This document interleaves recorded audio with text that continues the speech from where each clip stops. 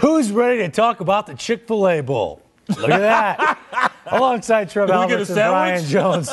My name is Greg Amsinger. We're here on CSTV.com, and we're set for Clemson against Auburn. Both of these coaches, they were like, what ifs? What if Tommy Bowden doesn't come back? Well, he got a contract extension. What if Tommy Tuberville doesn't come back? He got a contract extension. So there's stability at the head coaching position for both of these programs. When you look at the game, I guess we could say the coaching isn't an issue, so these teams should be even keel. Who's got the advantage? Well, I think that Clemson does. You talked about the stability. The stability for Clemson, of course, has been the coach, but it's also been Cullen Harper at quarterback. I mean, he's been a guy that has really stepped in there. We always knew about Davis. We knew about Spiller and their ability to run the ball defensively. Not outstanding, but pretty good. The real question was at quarterback, and Cullen Harper's come in and yeah, it maybe hasn't been perfect. He's turned the ball over a few times, but I think he's really made the difference playing against an Auburn team that has a very sound defense, BJ, but offensively just not consistent enough. And I think that Clemson is starting to take that next step. I mean, I know a lot of those fans there, they won a national championship. They view themselves as a top 5 to 10 program. They want more. They want more, and it's about time. And I think this would be a perfect step for next year.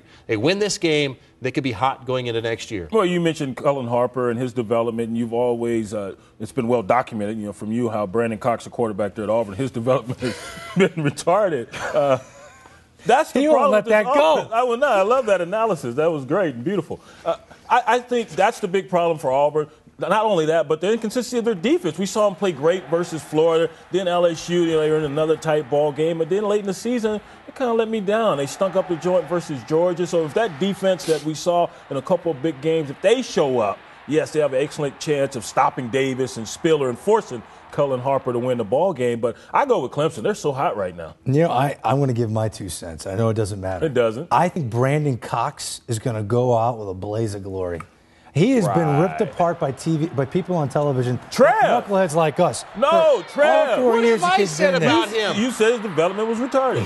He did say that. Yeah. Anyway, I think Brandon Cox will prove what all these people at Auburn thought about him going into it. So let's quickly get think?